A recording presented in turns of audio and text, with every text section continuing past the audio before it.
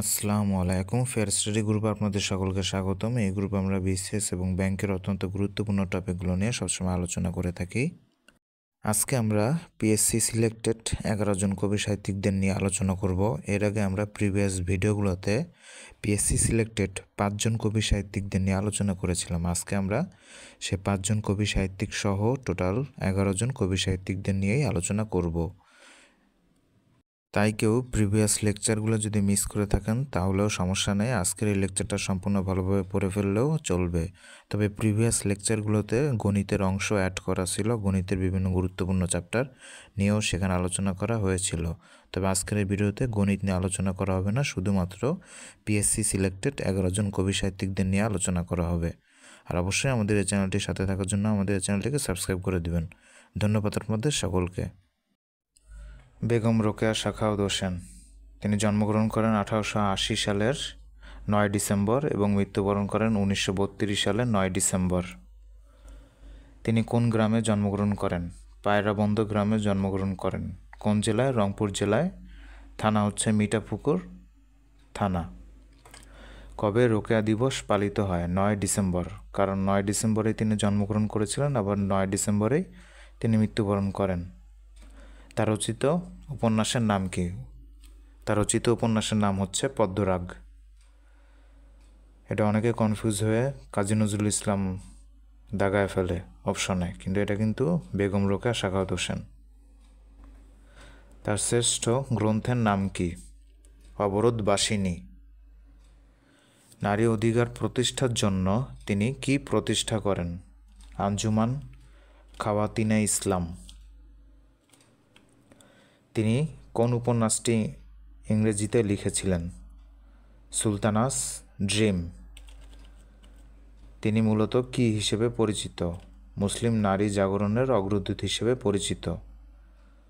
তার লেখাগুলো কোন কোন পত্রিকায় প্রকাশিত হতো? নবনূর, সওগাত ও মোহাম্মদী পত্রিকায়। তার গ্রন্থসমূহ কি কি?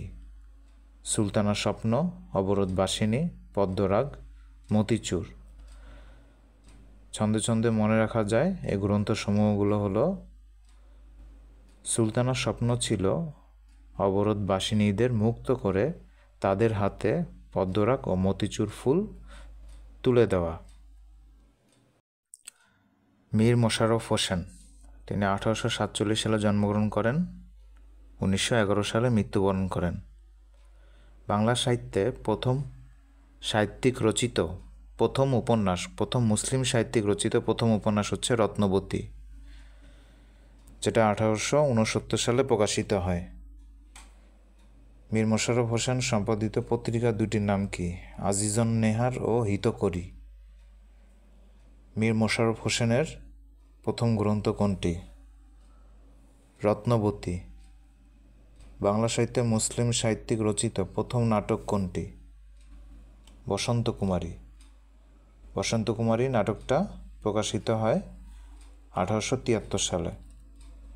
রত্নবতী প্রকাশিত হবার 4 বছর পর, তাই যে কোনো একটা মনে রাখতে হবে। আর এটা হলো 4 বছর পর বা 4 বছর আগে। বসন্ত কুমারী মনে রাখলে রত্নবতীটা 4 বছর আগে প্রকাশিত হয়েছিল, এরকম। মীর মশাররফ হোসেনের নাটকগুলো কি কি?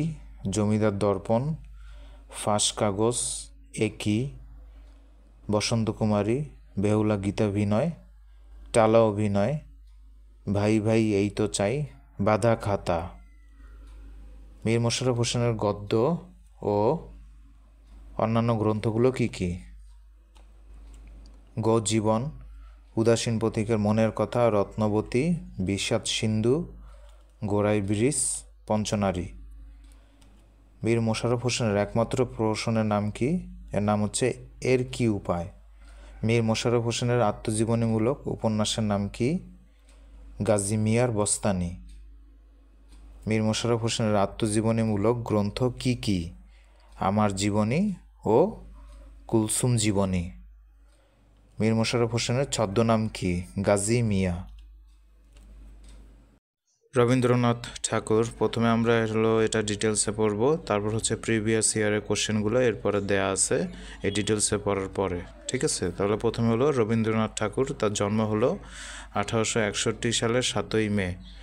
এটা অনেক পরীক্ষাতে আসছিল যে কত সালে জন্ম হয়েছিল রবীন্দ্রনাথ ঠাকুরের। 1861 সালের 7ই মে।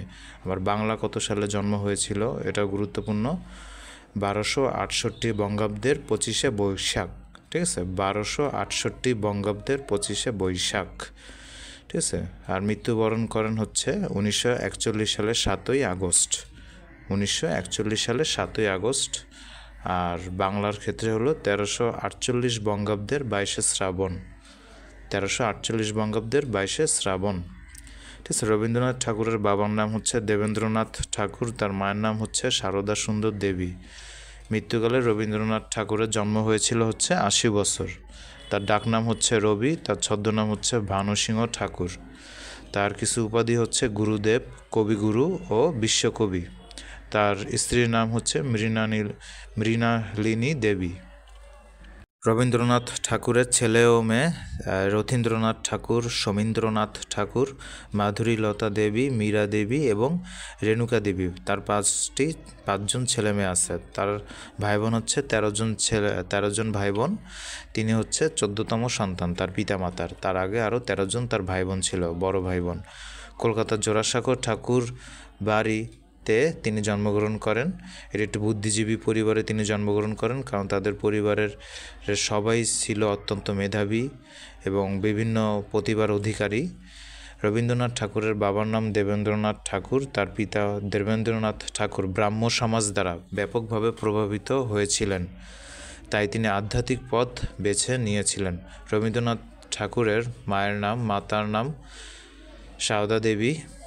তিনি খুব ছোট ছিলেন যখন তার মা সারদা দেবী মারা যান, সেজন্য তিনি চাকরদের দ্বারা লালিত পালিত হয়েছিলেন। রবীন্দ্রনাথ ঠাকুরের জ্যেষ্ঠ ভাই দ্বিজেন্দ্রনাথ ঠাকুর ছিলেন একজন কবি এবং দার্শনিক। তার দ্বিতীয় বড় ভাই হচ্ছে সত্যেন্দ্রনাথ ঠাকুর। তিনি ছিলেন প্রথম ভারতীয় এবং ইউরোপীয় যিনি ভারতীয় সিভিল সার্ভিসের জন্য নির্বাচিত হন। তার আরেক ভাই যতীন্দ্রনাথ ঠাকুর, তিনি ছিলেন একজন সঙ্গীতজ্ঞ ও নাট্যকার। স্বর্ণকুমারী নামে তার একটি বোনও ছিল, যিনি ছিলেন একজন ঔপন্যাসিক। রবীন্দ্রনাথ ঠাকুরের বড় ভাই যতীন্দ্রনাথ ঠাকুরের সাথে 9 বছর বয়সে কাদম্বরী দেবীর বিয়ে হয়েছিল। তিনি 1882 সালে 2টি শ্লোক নাটক প্রকাশ করেন। নাম হচ্ছে রুদ্রচক্র এবং অন্যটির নাম হচ্ছে সন্ধ্যা প্রদীপ। পরীক্ষা আসতে পারে নিচের কোনটি রবীন্দ্রনাথ ঠাকুরের শ্লোক নাটক? তাহলে সেটা হচ্ছে রুদ্রচক্র, আর একটা হচ্ছে সন্ধ্যা সঙ্গীত। রবীন্দ্রনাথ ঠাকুরের কবিতা সমগ্র। তিনি তার জীবদ্দশা অনেক কবিতাই লিখেছেন, তাদের মধ্যে গুরুত্বপূর্ণ কিছু কবিতা এখানে দেওয়া হলো। কবি কাহিনী বনফুল, ভগ্ন হৃদয়, সন্ধ্যা সঙ্গীত, প্রভাত সঙ্গীত, ছবি ও গান, করি ও কমল। করি ও কমল খুব গুরুত্বপূর্ণ, এটা অনেকবার বিভিন্ন পরীক্ষায় আসছে যে নিচের কোনটি রবীন্দ্রনাথ ঠাকুরের কবিতা, করি ও কমল। ঠিক আছে। মানসীও আসছে, সোনার তরী, চিত্রা, চৈতালি, কল্পনা, খনিকা, নৈবেদ্য, খেয়া, গীতাঞ্জলি, গীতিমাল্য, গীতালি, বলাকা, পলাতকা, পূরবী, মহুয়া, পুনশ্চ, শেষ সপ্তক, পত্রপুট, শ্যামলী, রোগসজ্জায়, আরোগ্য, জন্মদিন, শেষ লেখা, ঠিক আছে, ইত্যাদি। কবিগুরু রবীন্দ্রনাথ ঠাকুরের শেষ কবিতা হচ্ছে তোমার সৃষ্টির পথ, যা তিনি তার মৃত্যুর 8 দিন আগে মৌখিকভাবে রচনা করেছিলেন। ঠিক আছে। এখানে সবুজ কালারে হাইলাইট করা কোশ্চেনগুলো প্রিভিয়াস বিভিন্ন পরীক্ষাতে আসছিল, তাই সেগুলো আরও মনোযোগ সহকারে পড়তে হবে। রবীন্দ্রনাথ ঠাকুরের ছোট গল্পের মধ্যে তিনি তার প্রথম যে ছোট গল্প তিনি প্রকাশিত হয় সেটা হচ্ছে ভিখারিণী। 1874 সালে এটা বিভিন্ন প্রিভিয়াস পরীক্ষাতে আসছিল যে রবীন্দ্রনাথ ঠাকুরের প্রথম প্রকাশিত ছোট গল্প কোনটি, সেটা হচ্ছে ভিখারিণী। তারপর হলো খোকাবাবুর প্রত্যাবর্তন, এটা গুরুত্বপূর্ণ একটা ছোট গল্প। এটা চরিত্র বিভিন্ন পরীক্ষা আসে যে খোকাবাবুর প্রত্যাবর্তন, তখন এই ছোট গল্পের প্রধান চরিত্র কোনটি? প্রধান চরিত্র হচ্ছে রায়চরণ। তারপর হচ্ছে কঙ্কাল, নিশীতে মণিহারা, ক্ষুদিত পাষাণ, স্ত্রীর পত্র, নষ্টনীরের গুরুত্বপূর্ণ 2টি চরিত্র হচ্ছে চারু ও অমল। এটাও বিভিন্ন পরীক্ষাতে আসছিল, বিশেষ পরীক্ষাতেও আসছিল। কাবুলিওয়ালা এর গুরুত্বপূর্ণ চরিত্র হচ্ছে খুকি ও রহমত। দেনাপাওনা বাংলা সাহিত্যে প্রথম সার্থক ছোট গল্প। এটা বিভিন্ন পরীক্ষায় আসছিল যে বাংলা সাহিত্যের প্রথম সার্থক ছোট গল্প কোনটি, সেটা হচ্ছে দেনাপাওনা। ওকে, প্রথম সার্থক ছোট গল্প কিন্তু ভিখারিনী না, ভিখারিনী প্রথম প্রকাশিত ছোট গল্প রবীন্দ্রনাথ ঠাকুরের, কিন্তু প্রথম সার্থক ছোট গল্প সেটা হচ্ছে দেনা পাওনা। পোস্টমাস্টারের গুরুত্বপূর্ণ একটা চরিত্র হচ্ছে রতন, তারপর হচ্ছে হৈমন্তী, মাস্টার মশাই। ঠিক আছে, আবার বলতেছি যে সবুজ কালারে হাইলাইট করা কোশ্চেনগুলো খুব গুরুত্বপূর্ণ, কারণ এগুলো প্রিভিয়াস বিভিন্ন পরীক্ষাতে এসেছিল। বিশ্বকবি রবীন্দ্রনাথ ঠাকুর রচিত বিভিন্ন ছোট গল্প অবলম্বনে অনেক চলচ্চিত্র নির্মাণ করা হয়েছে। এগুলো হচ্ছে সত্যজিৎ রায় পরিচালিত 3 কন্যা, যেটা 1961 সালে প্রথম নির্মাণ করা হয়। আচ্ছা, এই 3 কন্যা এটা নির্মাণ করা হয় 3টা ছোট গল্প অবলম্বনে, মণিহারা, পোস্টমাস্টার আর হলো সমাপ্তি। এই 3টা ছোট গল্প অবলম্বনে সত্যজিৎ রায় 3 কন্যা এই 3 কন্যা এই চলচ্চিত্রটা নির্মাণ করেন। আচ্ছা, এখন প্রিভিয়াস বিভিন্ন পরীক্ষাতে আসছিল যে চারুলতা এই সিনেমাটা, এই চলচ্চিত্রটা নির্মাণ করা হয় কোন ছোট গল্প অবলম্বনে? নষ্টনীর ছোট গল্প অবলম্বনে। আবার এটা পরীক্ষায় ঘুরেও আসতে পারে চাইলে, যে নষ্টনীর ছোট গল্প অবলম্বনে কোন চলচ্চিত্র নির্মাণ করা হয়েছে? চারুলতা চলচ্চিত্রটি নির্মাণ করা হয়েছে। ঠিক আছে, এখন হচ্ছে তপন সিংহ পরিচালিত অতিথি, কাবুলিওয়ালা, ক্ষুদিত পাষাণ, পুনেন্দ্রু পত্রী পরিচালিত গুরুত্বপূর্ণ আরেকটা চলচ্চিত্র তিনি নির্মাণ করেন স্ত্রীর পত্র। এখন হচ্ছে উপন্যাস। কবিগুরু রবীন্দ্রনাথ ঠাকুর তার সাহিত্য জীবনে মোট 13টি উপন্যাস রচনা করেন। এই 13টা উপন্যাস সবচেয়ে বেশি গুরুত্বপূর্ণ। রবীন্দ্রনাথ ঠাকুরের সাহিত্য জীবনী সম্পর্কে পড়তে হলে আপনার কেউ যদি অল্প পড়তে চায় তাহলেও তার এই 13টা উপন্যাস সম্পর্কে পড়া উচিত, কারণ এখান থেকে কোশ্চেন আসেই, 99% শিওর। ঠিক আছে, বউ ঠাকুরানীর হাত, রাজর্ষি, চোখের বালি, নৌকাডুবি, প্রজাপতির নির্বন্ধ, গোরা, ঘরে বাইরে, চতুরঙ্গ, যোগাযোগ, শেষের কবিতা, 2 বোন, মালঞ্চ, 4 অধ্যায়। ঠিক আছে, অনেক পরীক্ষাতে আসছিল যে নিচের কোনটি উপন্যাস, এভাবে অপশনে থাকে শেষের কবিতা। শেষের কবিতা অনেকে ভাবে এটা হয়তো কোনো কবিতা, কিন্তু শেষের কবিতা এটা অ্যাকচুয়ালি হচ্ছে কবিগুরু রবীন্দ্রনাথ ঠাকুরের একটি উপন্যাস। রবীন্দ্রনাথ ঠাকুর রচিত উপন্যাস অবলম্বনেও বেশ কয়েকটা চলচ্চিত্র নির্মাণ করা হয়েছে। সেটা হলো সত্যজিৎ রায় পরিচালিত ঘরে বাইরে 1984 সালে তিনি নির্মাণ করেন, আর ঋতুপর্ণ ঘোষ পরিচালিত চোখের বালি, যেটা 2003 সালে তিনি নির্মাণ করেন। ঠিক আছে, আচ্ছা, এখন এই উপন্যাস থেকে আরও কিছু গুরুত্বপূর্ণ কোশ্চেন। উপন্যাসগুলো কিন্তু খুব গুরুত্বপূর্ণ, প্রত্যেকটাই বিভিন্ন পরীক্ষাতে আসছিল, এই জন্যই সবগুলা গ্রিন কালারে হাইলাইট করা আছে। বউ ঠাকুরানীর হাট কবির প্রথম উপন্যাস। বিশ্বকবি রবীন্দ্রনাথ ঠাকুরের প্রথম উপন্যাস কোনটি? প্রথম উপন্যাস হচ্ছে বউ ঠাকুরানীর হাট। তারপর হচ্ছে শেষের কবিতা। শেষের কবিতার গুরুত্বপূর্ণ চরিত্রগুলো কি কি? শোভনলাল, লাবণ্য, অমিত। ঠিক আছে, গোরা কী ধরনের উপন্যাস? গোরা হচ্ছে রাজনৈতিক উপন্যাস। গোরা রাজনৈতিক উপন্যাসের গুরুত্বপূর্ণ চরিত্রগুলো কি কি? গুরুত্বপূর্ণ চরিত্রগুলো হচ্ছে গোরা, ললিতা, বিনয়। যোগাযোগ কী ধরনের উপন্যাস? যোগাযোগ একটা সামাজিক উপন্যাস। এর গুরুত্বপূর্ণ চরিত্র হচ্ছে মধুসূদন, কুমুদিনী। চোখের বালি। ঠিক আছে, বাংলা সাহিত্যের প্রথম মনস্তাত্ত্বিক উপন্যাস কোনটি? চোখের বালি। এটা অনেক পরীক্ষাতে আসছিল যে বাংলা সাহিত্যের প্রথম মনস্তাত্ত্বিক উপন্যাস কোনটি? চোখের বালি। তারপরে চোখের বালি উপন্যাসের গুরুত্বপূর্ণ চরিত্র কোনগুলি? বিহারী, মহেন্দ্র, বিনোদিনী। আমি আবার বলতেছি, বিহারী, মহেন্দ্র, বিনোদিনী। তারপর স্বদেশী আন্দোলনের পটভূমিতে রচিত রবীন্দ্রনাথ ঠাকুরের উপন্যাস কোনটি? ঘরে বাইরে। এর প্রধান চরিত্র হচ্ছে বিমলা, নিখিলেশ। রাজস্বী হচ্ছে একটি রাজনৈতিক উপন্যাস। 2 বোন কী ধরনের উপন্যাস? এটি সামাজিক উপন্যাস। এর প্রধান চরিত্র হচ্ছে শর্মিলা। তারপর হচ্ছে নৌকাডুবি কী ধরনের উপন্যাস? নৌকাডুবি হচ্ছে সামাজিক উপন্যাস। ওকে, এখন রবীন্দ্রনাথ ঠাকুরের প্রবন্ধসমূহ। রবীন্দ্রনাথ ঠাকুরের প্রবন্ধ থেকেও কোশ্চেন চলে আসে। গুরুত্বপূর্ণ কিছু প্রবন্ধ, যে কটা পারেন আপনারা মনে রাখার চেষ্টা করবেন। তবে কালান্তর আর সভ্যতার সংকট, এই 2টা অবশ্যই মনে রাখার চেষ্টা করবেন, এবং সেই সাথে আত্মপরিচয় এবং হচ্ছে সাহিত্যের পথে, এই 4টা প্রবন্ধ গুরুত্বপূর্ণ। এই 4টা প্রবন্ধ বিভিন্ন পরীক্ষাতে কয়েকবারই আসছিল। ঠিক আছে, কালান্তর, সাহিত্যের পথে, সভ্যতার সংকট, আত্মপরিচয়। ঠিক আছে। এছাড়াও এখানে ডিটেলসে আরও অনেক প্রবন্ধগুলোর নাম দিয়ে দেওয়া আছে, আপনার যে কয়টা যতটুকু পড়েন মনে রাখার চেষ্টা করবেন।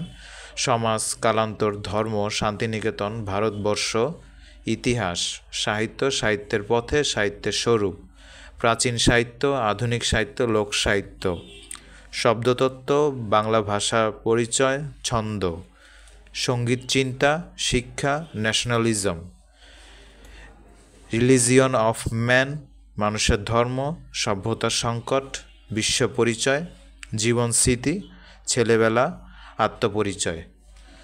ঠিক আছে, তাহলে গুরুত্বপূর্ণ যে চারটা প্রবন্ধ রবীন্দ্রনাথ ঠাকুরের হচ্ছে কালান্তর, সাহিত্যের পথে, সভ্যতার সংকট, আর হচ্ছে আত্মপরিচয়। এখন হচ্ছে পত্র সাহিত্য। রবীন্দ্রনাথ ঠাকুরের পত্র সাহিত্য মোট 19টি খণ্ডে প্রকাশিত হয়। এমন কয়েকটা গুরুত্বপূর্ণ পত্র সাহিত্য হচ্ছে ছিন্নপত্র ও ছিন্নপত্রাবলী, ভানু সিংয়ের পত্রাবলী, পথে ও পথের প্রান্তরে। তো এর মধ্যে সবচেয়ে গুরুত্বপূর্ণ হলো ভানু সিংয়ের পত্রাবলী, এটা 2-3টা প্রিভিয়াস পরীক্ষাতে চলে আসছিল। এখন হচ্ছে রবীন্দ্রনাথ ঠাকুর ছিলেন একজন নাট্যকার ও নাট্যাভিনেতা। তার বেশ কয়েকটি গীতিনাট্য আছে। এর মধ্যে সবচেয়ে গুরুত্বপূর্ণ গীতিনাট্য যেটা প্রিভিয়াস বিভিন্ন পরীক্ষাতে আসছিল সেটা হচ্ছে বাল্মীকি প্রতিভা।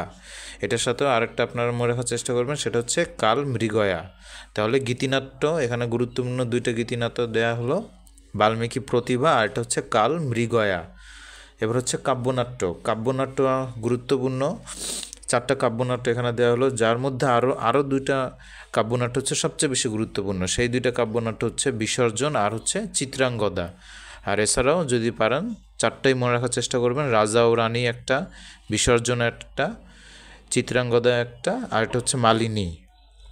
এখন হচ্ছে প্রহসন। এখানে 4টা গুরুত্বপূর্ণ প্রহসন দেওয়া হলো। এর মধ্যে গোড়ায় গলদ আর বৈকুণ্ঠের খাতা প্রিভিয়াস অনেক পরীক্ষাতে আসছিল যে নিচের কোনটি রবীন্দ্রনাথ ঠাকুরের প্রহসন, তো গোড়ায় গলদ আর হচ্ছে বৈকুণ্ঠের খাতা। এছাড়াও হাস্য কৌতুক আর ব্যঙ্গ কৌতুকও এই রবীন্দ্রনাথ ঠাকুরের গুরুত্বপূর্ণ 2টি প্রহসন। ঠিক আছে, তাহলে 4টা গুরুত্বপূর্ণ প্রহসন, 4টা গুরুত্বপূর্ণ কাব্যনাট্য এবং 2টা গুরুত্বপূর্ণ গীতিনাট্য। তাহলে 2টা গুরুত্বপূর্ণ গীতিনাট্য কি? বাল্মীকি প্রতিভা, কাল মৃগয়া। কাব্যনাট্য হচ্ছে রাজা ও রানী, বিসর্জন, চিত্রাঙ্গদা, মালিনী। প্রহসন হচ্ছে গোড়ায় গলদ, বৈকুণ্ঠের খাতা, হাস্য কৌতুক, ব্যঙ্গ কৌতুক। এখন রবীন্দ্রনাথ ঠাকুরের নাটক।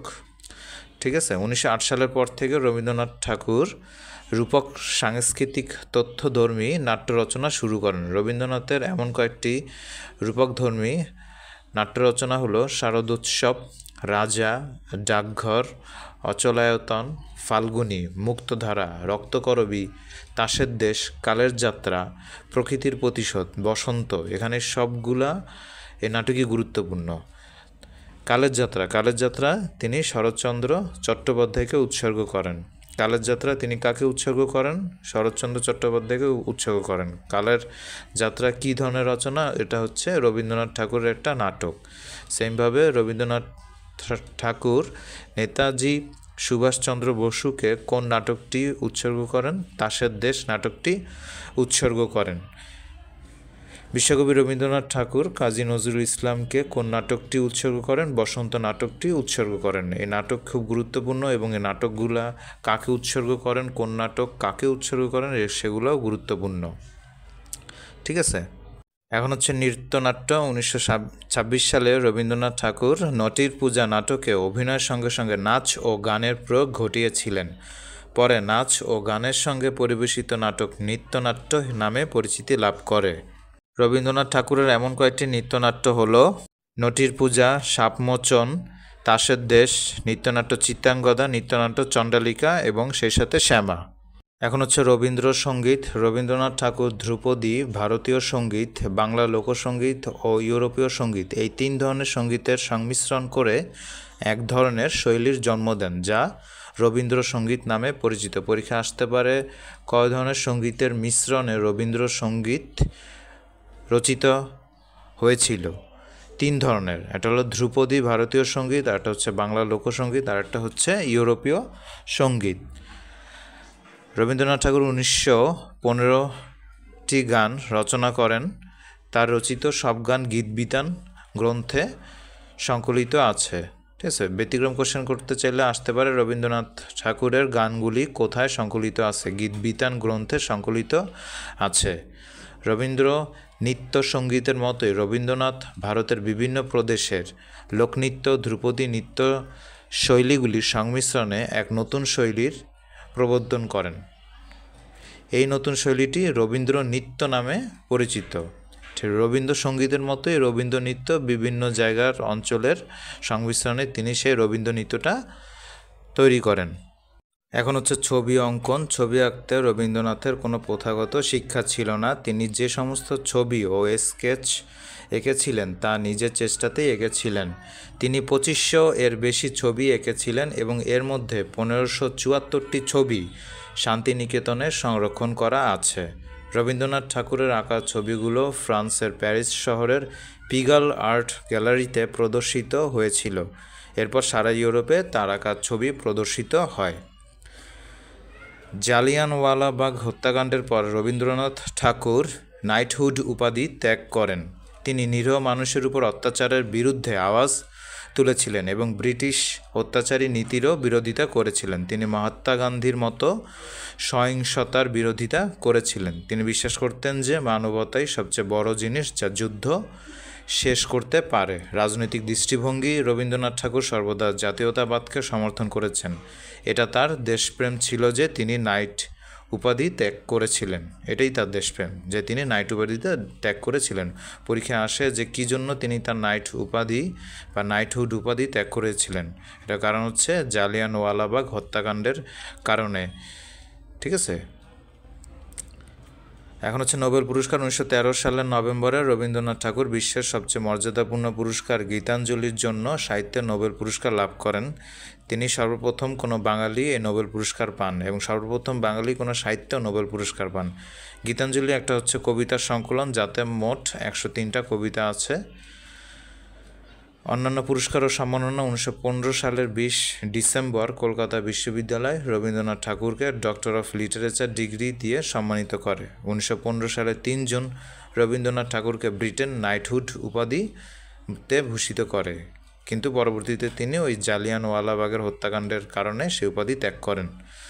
জাতীয় সঙ্গীত বিশ্বকবি রবীন্দ্রনাথ ঠাকুরের রচনা দুটি দেশ জাতীয় সঙ্গীত হিসেবে নির্বাচিত হয়। আমার সোনার বাংলা, যেটা বাংলাদেশের জন্য জাতীয় সঙ্গীত হিসেবে বেছে নেওয়া হয়।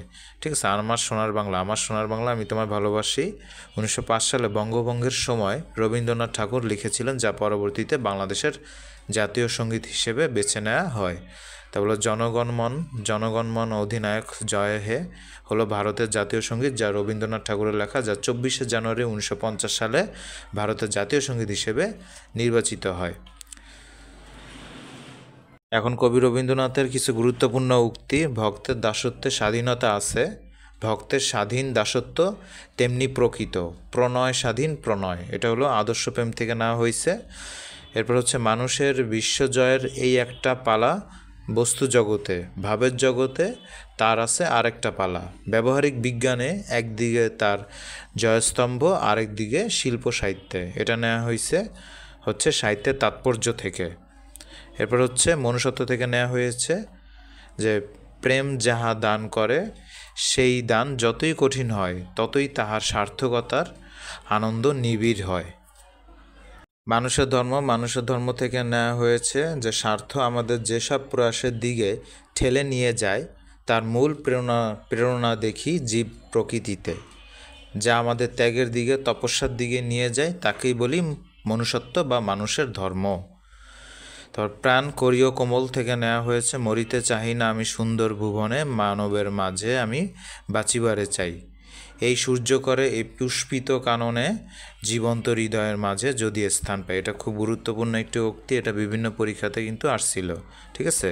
তারপর সভ্যতা সংকট থেকে গুরুত্বপূর্ণ একটা উক্তি নেওয়া হয়েছে, সেটা হচ্ছে মানুষের প্রতি বিশ্বাস হারানো পাপ, সেই বিশ্বাস শেষ পর্যন্ত রক্ষা করব।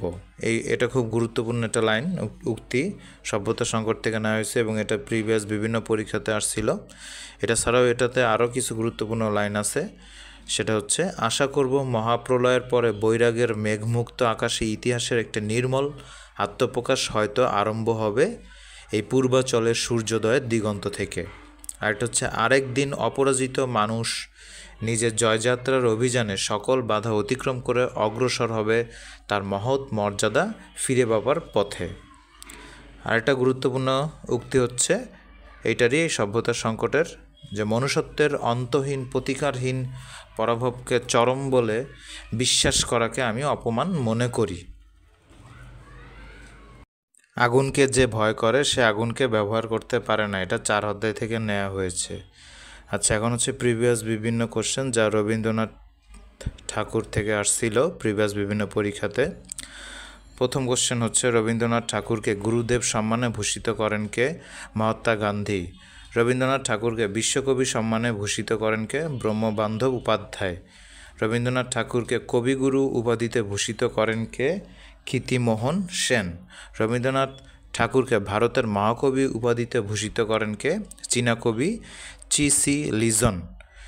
ফ্যাশনটা হলো মুখোশ, স্টাইলটা হলো মুখশ্রী, উক্তিটি কার? রবীন্দ্রনাথ ঠাকুরের।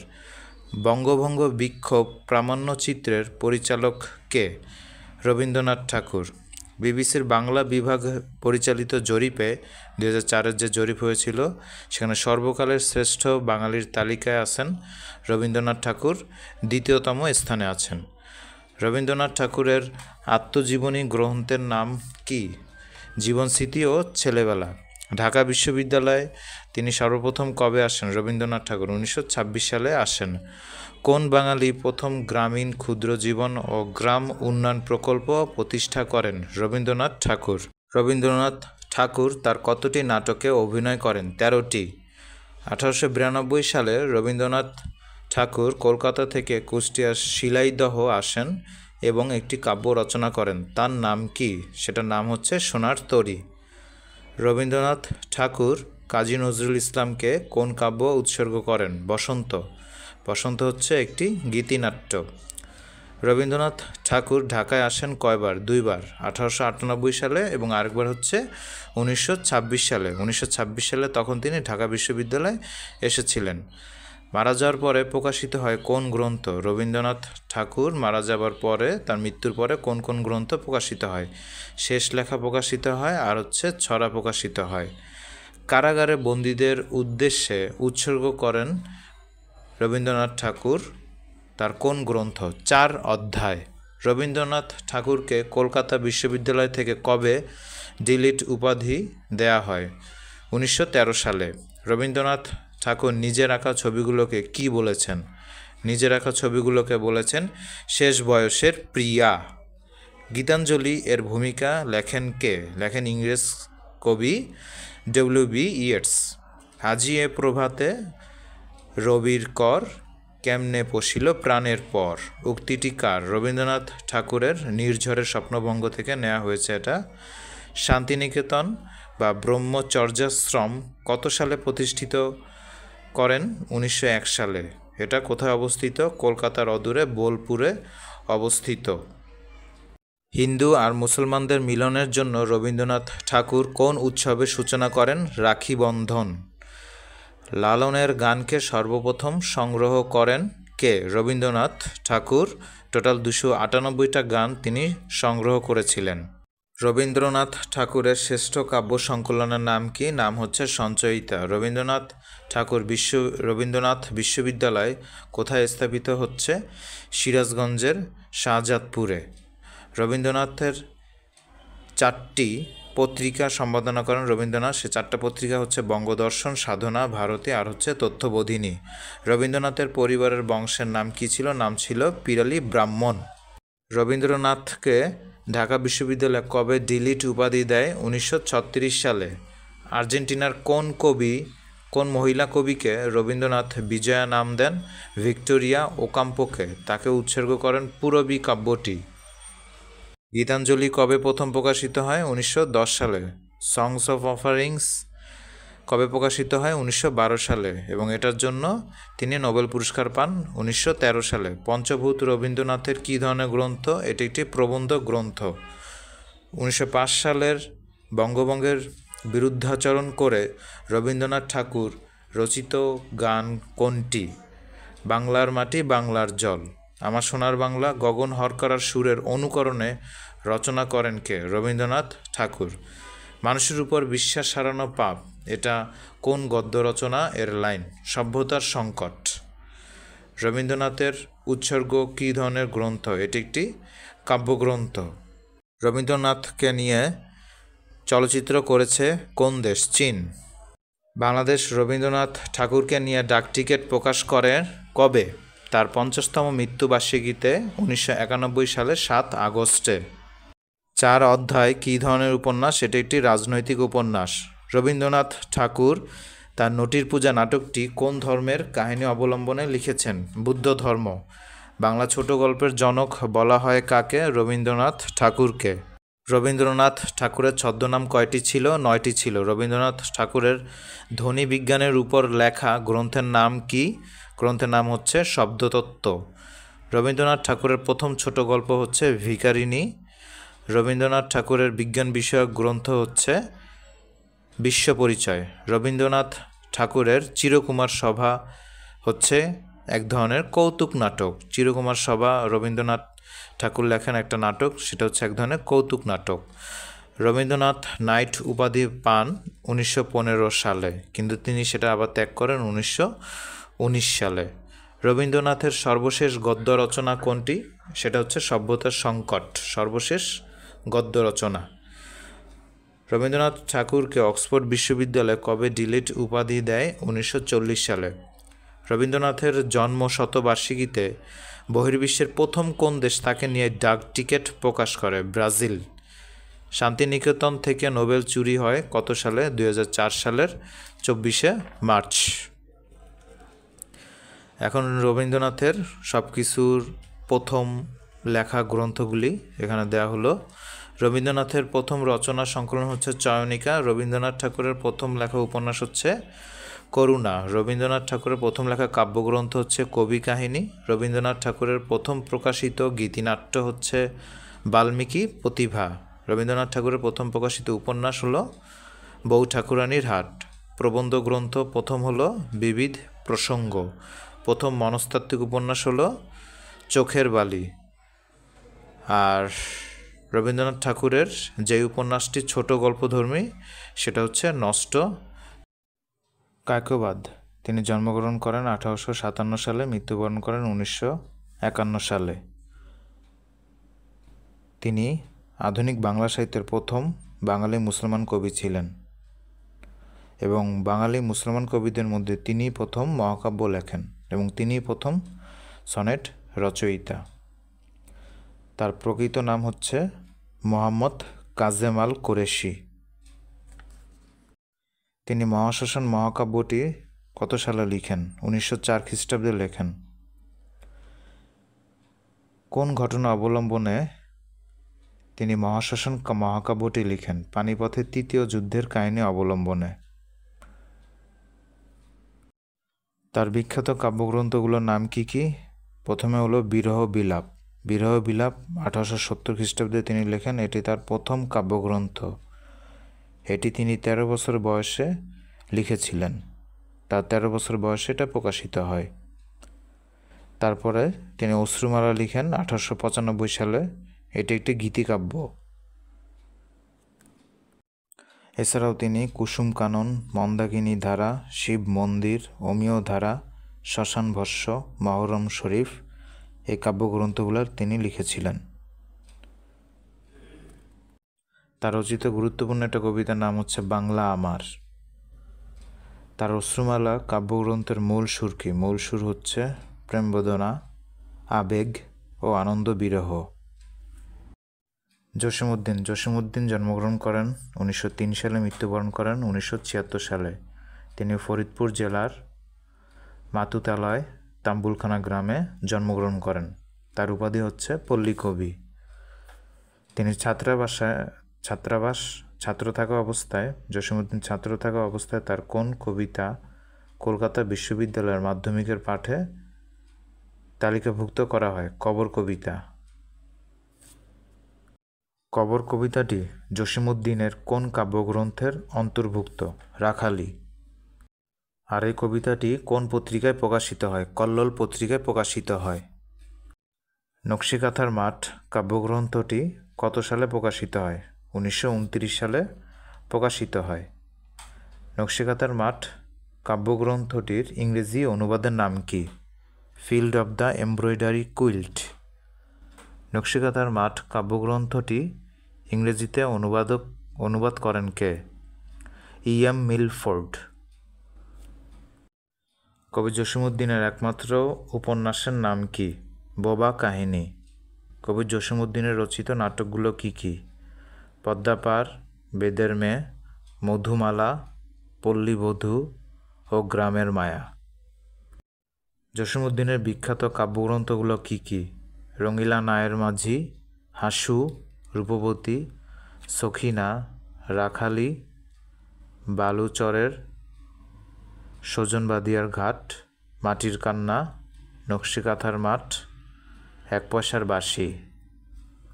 ছন্দের মাধ্যমে যেভাবে এটাকে মনে রাখতে পারবেন, রঙিলা নায়ের মাঝি, হাসু, রূপবতী, সখিনা ও রাখালিকে নিয়ে বালুচরের ধান ক্ষেতের মধ্য দিয়ে সজনবাদিয়ার ঘাটে গিয়ে এক পয়সার বাঁশি কিনে ফিরে আসার সময় নকশিকাঁথার মাঠের মাটির কান্না দেখল। এক পয়সার বাঁশি এটা কী ধরনের কাব্যগ্রন্থ? এটি একটি শিশুতোষ কাব্যগ্রন্থ। ধানক্ষেত কাব্যগ্রন্থের একটি উল্লেখযোগ্য কবিতা কোনটি? উল্লেখযোগ্য কবিতা হচ্ছে নিমন্ত্রণ। জাতীয় কবি কাজী নজরুল ইসলাম। কাজী নজরুল ইসলাম কত সালে এবং কোথায় জন্মগ্রহণ করেন? কাজী নজরুল ইসলাম 24শে মে 1899 সালে জন্মগ্রহণ করেন পশ্চিমবঙ্গের বর্ধমান জেলার আসানসোলের চুরুলিয়া গ্রামে। তার জন্মসালের বাংলা তারিখটাও মনে রাখতে হবে, এটা বিভিন্ন পরীক্ষায় চলে আসে। 1306 বঙ্গাব্দের 11 জ্যৈষ্ঠ। নজরুল কত সালে এবং কোথা থেকে প্রাথমিক পরীক্ষায় উত্তীর্ণ হন? গ্রামের মক্তব থেকে 1909 সালে প্রাথমিক পরীক্ষায় উত্তীর্ণ হন। লেটো কি? বাংলার রাঢ় অঞ্চলের কবিতা, গান ও নৃত্যের মিশ্র আঙ্গিক চর্চার ভ্রাম্যমাণ নাট্যদল। কাজী নজরুল ইসলাম কত সালে সেনাবাহিনীতে যোগ দেন?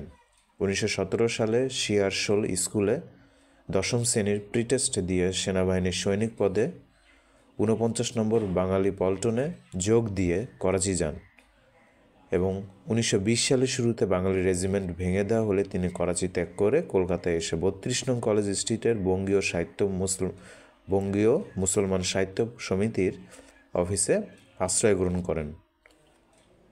তিনি কোন কোন পত্রিকা সম্পাদনা করেন? ধূমকেতু সম্পাদনা করেন। এটি একটি অর্ধ সাপ্তাহিক পত্রিকা ছিল। 1922 সাল থেকে এটা প্রকাশিত হয়। 1923 সালে ব্রিটিশ সরকার এই পত্রিকা নিষিদ্ধ করে দেয়। পরীক্ষায় যদি আসে কোন সাপ্তাহিক পত্রিকা ব্রিটিশ সরকার কর্তৃক নিষিদ্ধ হয়, তাহলে সেটার অ্যান্সার হবে ধূমকেতু। এছাড়াও 1925 সালে তিনি লাঙল নামের আরেকটা পত্রিকা সম্পাদনা করেন। ধূমকেতু পত্রিকায় রবীন্দ্রনাথের কোন বাণী ছাপা হয়? আয় চলে আয় রে ধূমকেতু, আধারে বাঁধ অগ্নিসেতু। নজরুলের প্রথম প্রকাশিত রচনাবলীর নাম কি? এখান থেকে প্রিভিয়াস বিভিন্ন এক্সামে প্রচুর পরিমাণে কোশ্চেন আসছে যে প্রথম রচনাবলীগুলোর নাম কি। প্রথম প্রকাশিত রচনা বা গল্প হচ্ছে বাউন্ডুলের আত্মকাহিনী, এটা 1919 সালে প্রকাশিত হয়। প্রথম প্রকাশিত কবিতা হচ্ছে মুক্তি, এটাও 1919 সালে প্রকাশিত হয়। প্রথম প্রকাশিত কাব্যগ্রন্থ হচ্ছে অগ্নিবীণা, 1922 সালের সেপ্টেম্বর মাসে প্রকাশিত হয়। প্রথম প্রকাশিত এই রচনাবলীগুলা কবে হয়েছিল সে সালটা একটু কষ্ট করে মনে রাখার চেষ্টা করবেন। প্রথম প্রকাশিত প্রবন্ধ তুর্কি মহিলার ঘোমটা খোলা, 1919 সালে প্রকাশিত হয়। প্রথম প্রকাশিত প্রবন্ধ গ্রন্থ যুগবাণী, 1922 সালের অক্টোবর মাসে প্রকাশিত হয়। প্রথম প্রকাশিত নাটক ঝিলিমিলি 1930 সালে প্রকাশিত হয়। প্রথম প্রকাশিত গ্রন্থ বা গল্পগ্রন্থ ব্যথার দান 1922 সালে প্রকাশিত হয়। প্রথম প্রকাশিত উপন্যাস বাঁধনহারা 1927 সালে প্রকাশিত হয়। কাজী নজরুল ইসলামের কতটি গ্রন্থ নিষিদ্ধ হয় এবং সেগুলি কি কি? সাহিত্য সমালোচক শিশির কর তিনি তার নিষিদ্ধ নজরুল নামক গ্রন্থে 5টি গ্রন্থের কথা উল্লেখ করেছেন। সেগুলো হচ্ছে যুগবাণী। প্রথম হচ্ছে যুগবাণী নিষিদ্ধ হয় 1922 সালে। যদি পরীক্ষায় আসে অলরেডি এটা বিভিন্ন পরীক্ষাতে আসছিল যে নজরুলের প্রথম কোন গ্রন্থটি নিষিদ্ধ হয়, সেটা হচ্ছে যুগবাণী। আবার নজরুলের শেষ কোন গ্রন্থটি নিষিদ্ধ হয়, সেটা হচ্ছে চন্দ্রবিন্দু। ঠিক আছে, আবার পরীক্ষা আসতে পারে নিচের কোন গ্রন্থটি নজরুলের নিষিদ্ধ হয়নি, তো তখন এই 5টা থেকে যে কোনো 3টা দিয়ে দিবে, আরেকটা হচ্ছে অন্য জায়গা থেকে দিয়ে দিবে। ঠিক আছে, তাই 5টাই মনে রাখতে হবে। আচ্ছা, তার নিষিদ্ধ গ্রন্থের মধ্যে প্রথম হচ্ছে যুগবাণী নিষিদ্ধ হয়। যুগবাণী নিষিদ্ধ হয় হচ্ছে 1922 সালে, আর নিষেধাজ্ঞা প্রত্যাহার করে নেওয়া হয় 1947 সালে। তারপর বিশেরবাসী নিষিদ্ধ হয় 1924 সালের 22 অক্টোবর, এবং নিষেধাজ্ঞা প্রত্যাহার করে নেওয়া হয় 1945 সালে। তারপর হচ্ছে ভাঙার গান নিষিদ্ধ হয় 1924 সালে। তারপর প্রলয় শিখা নিষিদ্ধ হয় 1930 সালে। শেষে হচ্ছে চন্দ্রবিন্দু নিষিদ্ধ হয় 1931 সালে। কাজী নজরুল ইসলামের কাব্য সংখ্যা কতটি? কাজী নজরুল ইসলামের কাব্য সংখ্যা হচ্ছে 22টি। কাজী নজরুল ইসলামের কাব্যকে 3 ভাগে ভাগ করা যায়। একটা হচ্ছে প্রধান কাব্য, আরেকটা হচ্ছে প্রেম প্রধান কাব্য, আরেকটা হচ্ছে শিশুতোষ কাব্য। তাহলে প্রথমে হচ্ছে প্রধান কাব্য আছে 9টা: অগ্নিবীণা, বিশেরবাসী, ভাঙার গান, সাম্যবাদী, সর্বহারা, ফণিমনসা, জিঞ্জির, সন্ধ্যা, প্রলয় শিখা। এগুলো হচ্ছে তার প্রধান কাব্য। এরপর হচ্ছে তার প্রেম প্রধান কাব্য আছে 6টা: দোলনচাঁপা, ছায়ানট, পূর্বের হাওয়া, সিন্ধু হিন্দোল, চক্রবাক, শেষ সওগাত। তারপর আছে শিশুতোষ কাব্য আছে 7টি: ঝিঙে ফুল, সাত ভাই চম্পা, জিঞ্জির, ঝড়, নতুন চাঁদ, নির্ঝর, সঞ্চিতা। নজরুলের জীবদ্দশায় অপ্রকাশিত একটা কাব্য আছে, সেটা হলো নির্ঝর কাব্য। সেটা সম্প্রতি প্রকাশিত হয়, এতে 26টা কবিতা আছে।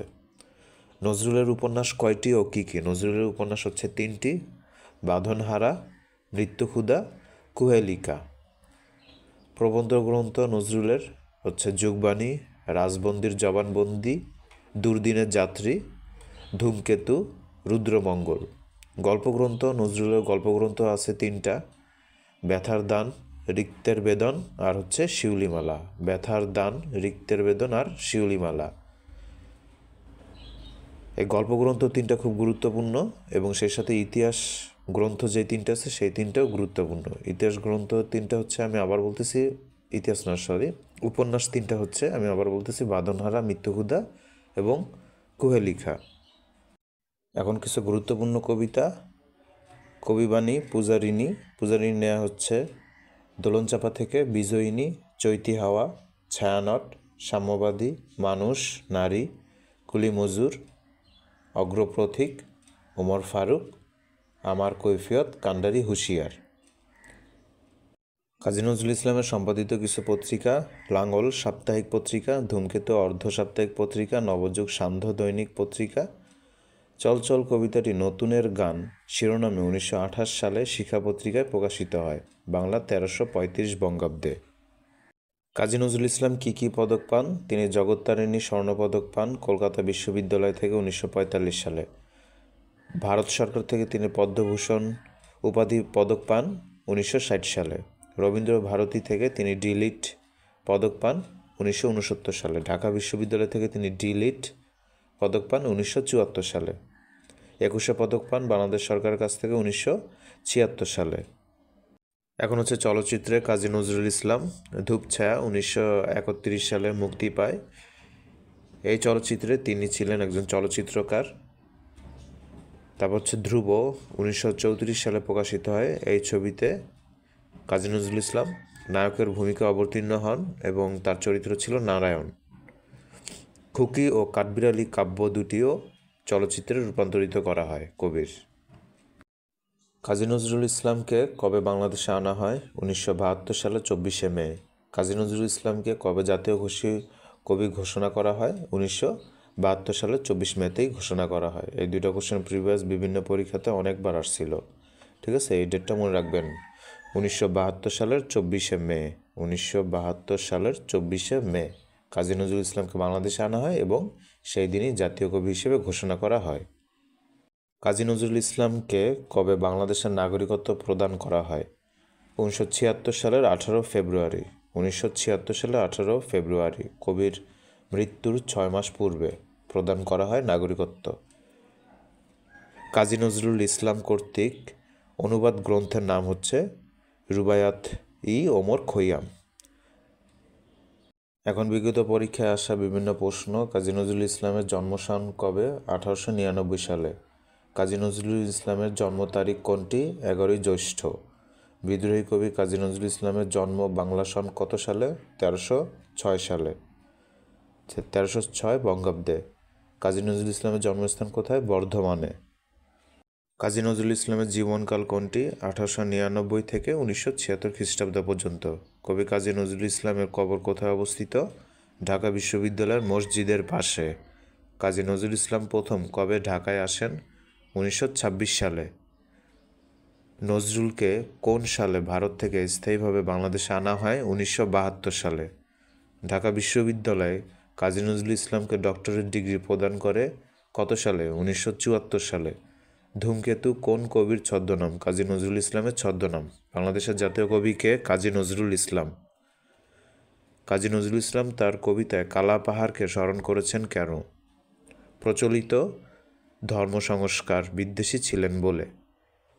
কাজী নজরুল ইসলাম কোন সালে সাহিত্যে 21শে পদক পান? 1976 সালে। বাংলাদেশের রণসঙ্গীতের রচয়িতাকে? কাজী নজরুল ইসলাম। কাজী নজরুল ইসলামের প্রথম প্রকাশিত কাব্যগ্রন্থ কোনটি? অগ্নিবীণা। কাজী নজরুল ইসলামের অগ্নিবীণা কাব্যটি প্রকাশিত হয় কত সালে? 1922 সালে। অগ্নিবীণা কাব্যের কবিতার সংখ্যা কয়টি? 12টি। কাজী নজরুল ইসলামের বিদ্রোহী কবিতাটি কোন সালে প্রকাশিত হয়? 1921 সালে।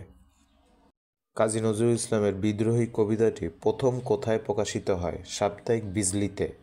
বিদ্রোহী কবিতাটি কাজী নজরুল ইসলামের কোন কাব্যগ্রন্থের অন্তর্গত? অগ্নিবীণা। সরকার কর্তৃক বাজেয়াপ্ত হওয়া নজরুলের একটি কাব্যগ্রন্থ কোনটি? প্রলয় শিখা। কাজী নজরুল ইসলামের প্রেমের কাব্য কোনটি? সিন্ধু হিন্দোল। কোনটি কাজী নজরুল ইসলাম রচিত গ্রন্থ? বিষের বাঁশি। ফণীমনসা কাব্যের রচয়িতা কে? কাজী নজরুল ইসলাম। চক্রবাক গ্রন্থের রচয়িতা কে? কাজী নজরুল ইসলাম। কাজী নজরুল ইসলামের প্রথম প্রকাশিত কবিতার নাম কি? মুক্তি।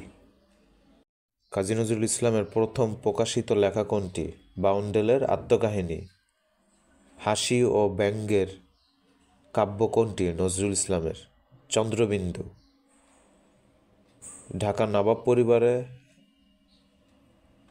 এক মহিলার অঙ্কিত ছবি দেখে কাজী নজরুল ইসলাম কোন কবিতাটি রচনা করেছেন? খেয়াপাড়ের তরুণী।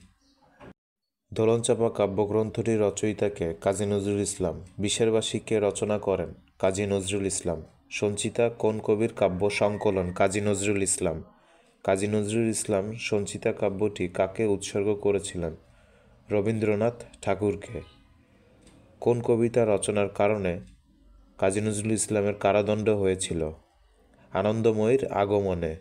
কাজী নজরুল ইসলামের মহররম কবিতাটি কোন কাব্যের অন্তর্গত? মহররম কবিতাটি অগ্নিবীণা কাব্যের অন্তর্গত। দারিদ্র কবিতাটি নজরুলের কাজী নজরুল ইসলামের কোন কাব্যের অন্তর্ভুক্ত? সিন্ধু হিন্দল। দারিদ্র কবিতাটি সিন্ধু হিন্দল কাব্যের অন্তর্ভুক্ত। নারী কবিতাটি কাজী নজরুল ইসলামের কোন কাব্যগ্রন্থের অন্তর্ভুক্ত?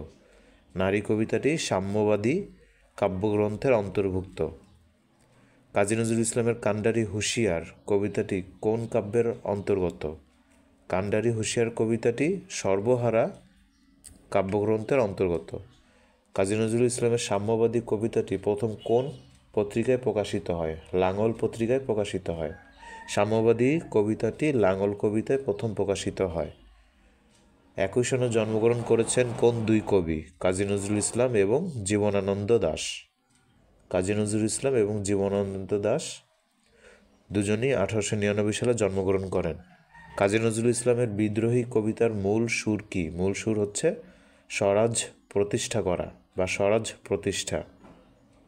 কাজী নজরুল ইসলামের আলেয়া কোন ধরনের রচনা? এটি একটি গীতিনাট্য। মরুভাস্কর কার রচনা? কাজী নজরুল ইসলামের রচনা। কাজী নজরুল ইসলামের চল চল চল কবিতাটি কোন কাব্যের অন্তর্গত? সন্ধ্যা কাব্যের অন্তর্গত। কোন সালে কাজী নজরুল ইসলাম ব্যাধিতে আক্রান্ত হয়ে বাকশক্তি হারান।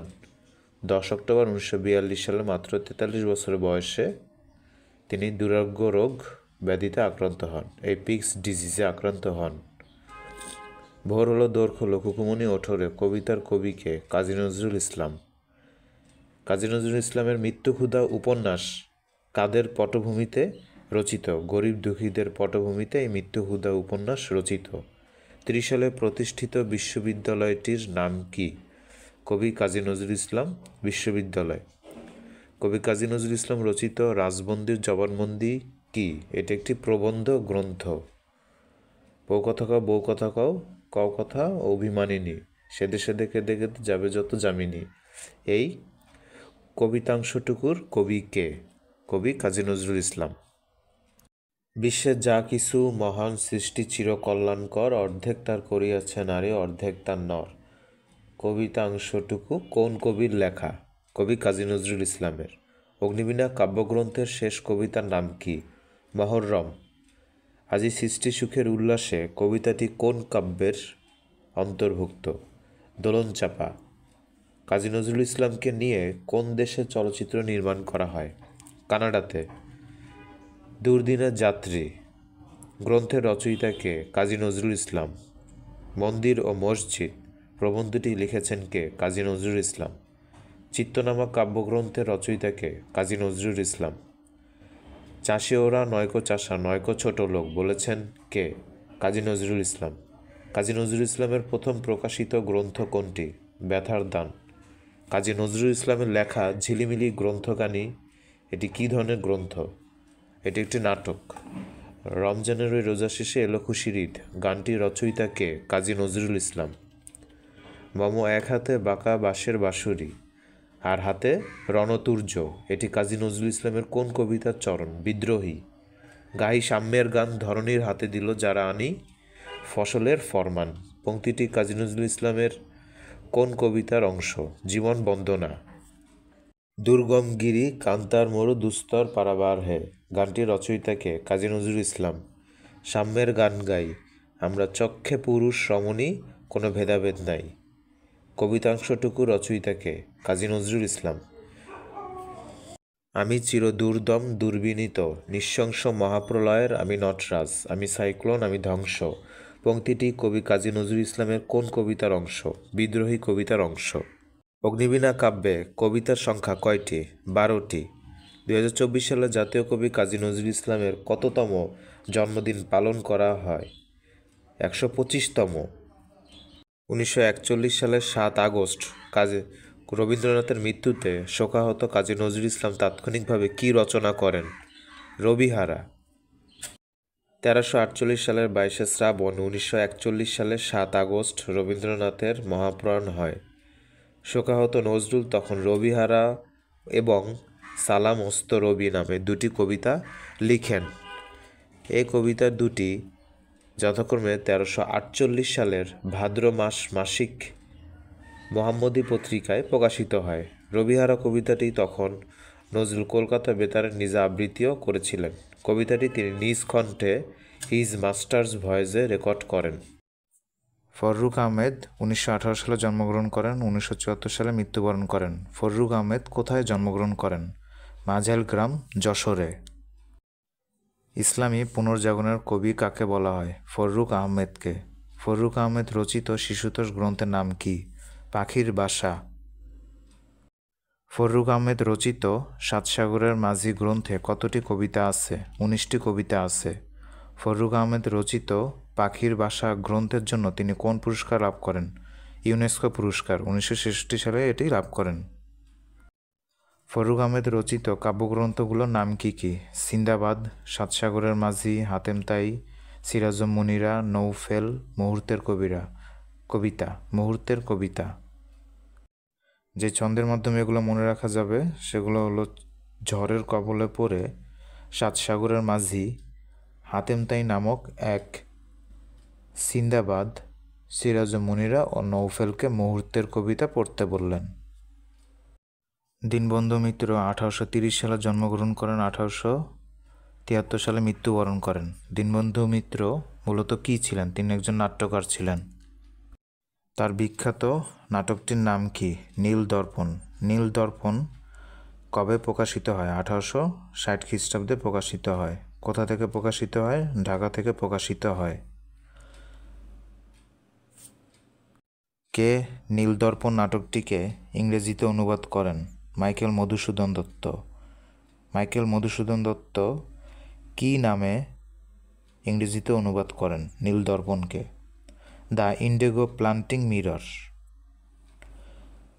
এই নীলদর্পণ নাটকটিকে কোন নাটকের সাথে তুলনা করা হয়? আঙ্কেল টমস ক্যাভিনের সাথে তুলনা করা হয়। দীনবন্ধু মিত্রের নাটকগুলোর নাম কি? নীলদর্পণ, নবীন তপস্বিনী, লীলাবতী, জামাই বারিক, কমলে কামিনী। দীনবন্ধু মিত্রের প্রহসনগুলোর নাম কি কি? বিয়ে পাগলা বুড়ো, সতবার একাদশী। সতবার একাদশী এটা কী ধরনের নাটক ছিল? এটা একটা সামাজিক নাটক ছিল। সতবার একাদশী নাটকের গুরুত্বপূর্ণ চরিত্রগুলো কি কি? নিমচাঁদ ও কেনারাম। আমরা প্রথমে বঙ্কিমচন্দ্র চট্টোপাধ্যায় সম্পর্কে জানার চেষ্টা করব, তারপর প্রিভিয়াস ইয়ারের কোশ্চেনগুলো পড়ব।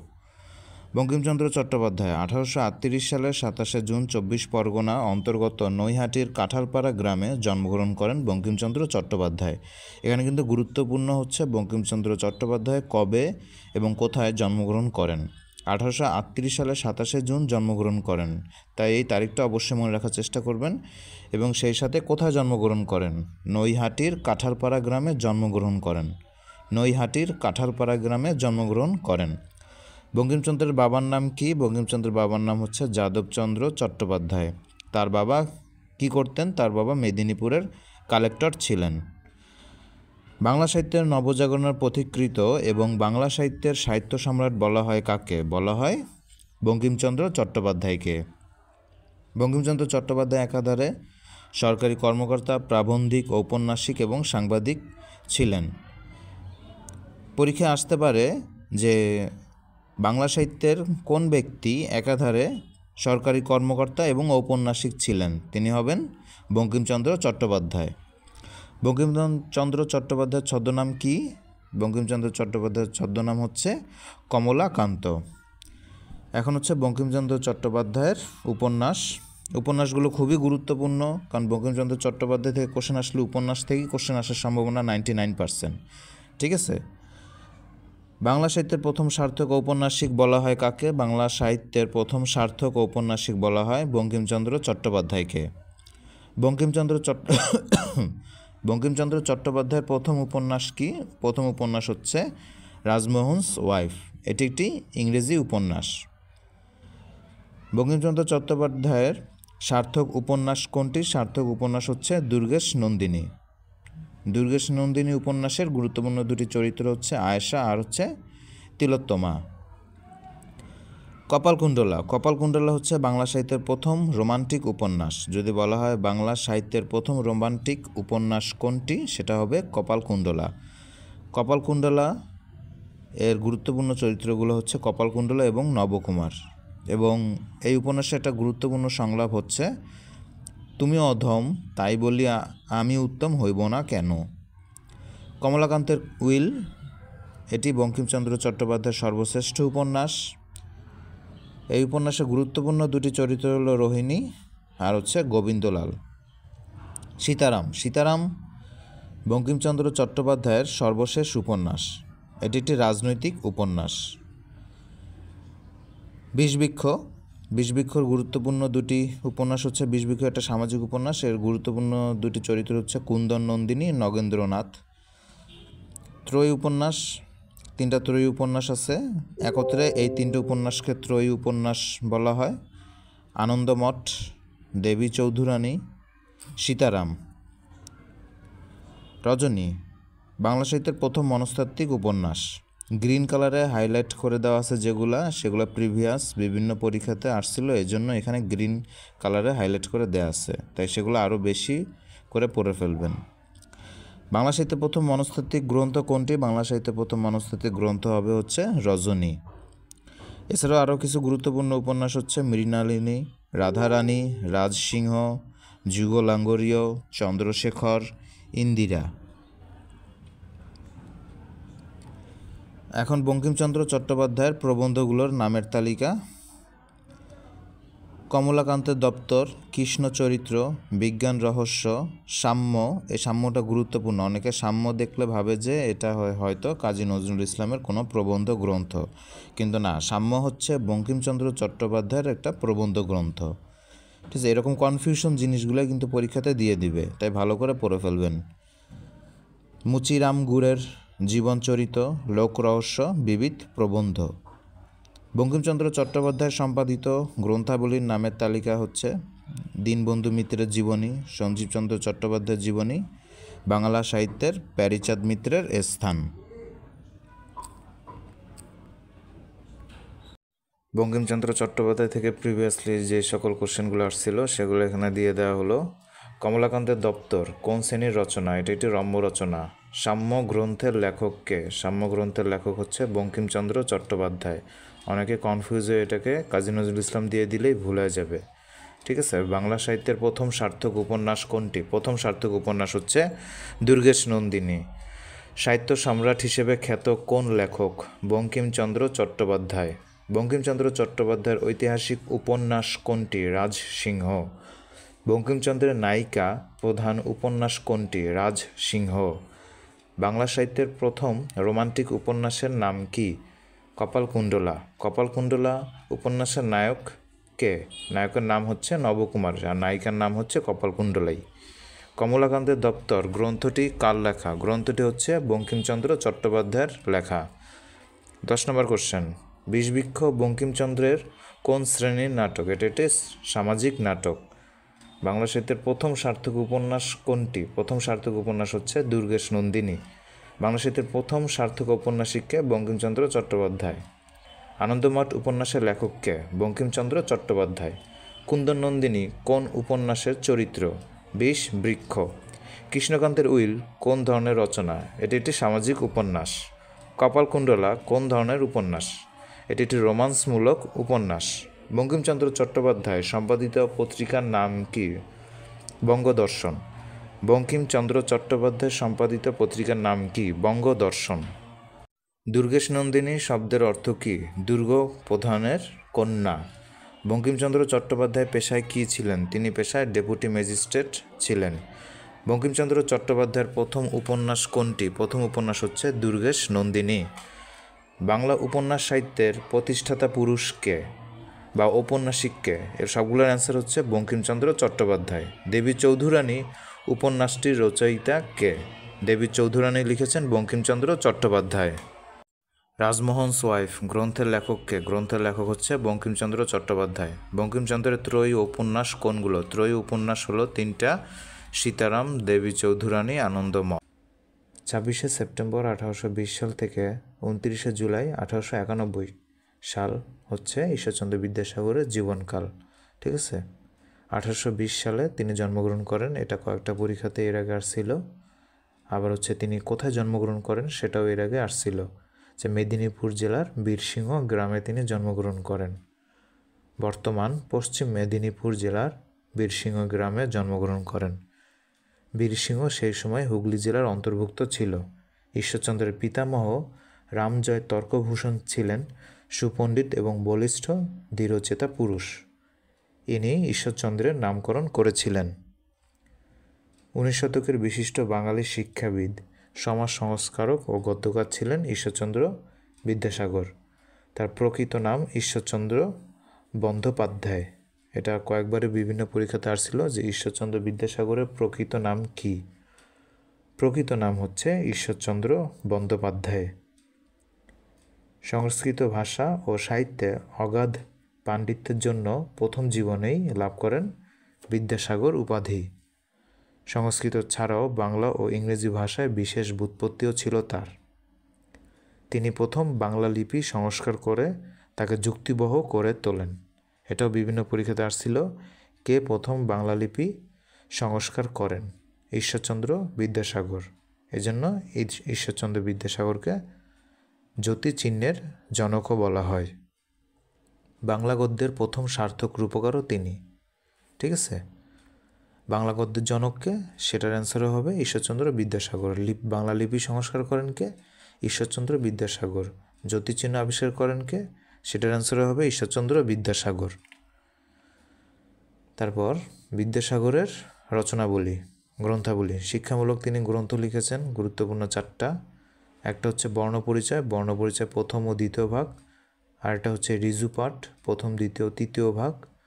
সংস্কৃত ব্যাকরণের উপক্রমণিকা, আর এটা হচ্ছে ব্যাকরণ কৌমুদী। ব্যাকরণ কৌমুদী কে লিখেছেন আর বর্ণপরিচয় কে লিখেছেন, এগুলা বিভিন্ন পরীক্ষাতে আসে। বর্ণপরিচয় আর ব্যাকরণ কৌমুদী এই দুইটা সবচেয়ে গুরুত্বপূর্ণ। তারপর হচ্ছে অনুবাদ গ্রন্থ। অনুবাদ গ্রন্থের মধ্যে প্রথমে আছে হচ্ছে হিন্দি থেকে বাংলা। হিন্দি থেকে বাংলায় তিনি যে অনুবাদ গ্রন্থটা লেখেন সেটার নাম হচ্ছে বেতাল পঞ্চবিংশতি। ঠিক আছে, এটা বেতাল 25 থেকে নেওয়া হয়েছে। ওকে, এরপর হচ্ছে সংস্কৃত থেকে বাংলা। সংস্কৃত থেকে বাংলাতে লেখেন হচ্ছে তিনি শকুন্তলা, সীতার বনবাস, মহাভারতের উপক্রমণিকা, আরটা হচ্ছে বামনাখ্যানম।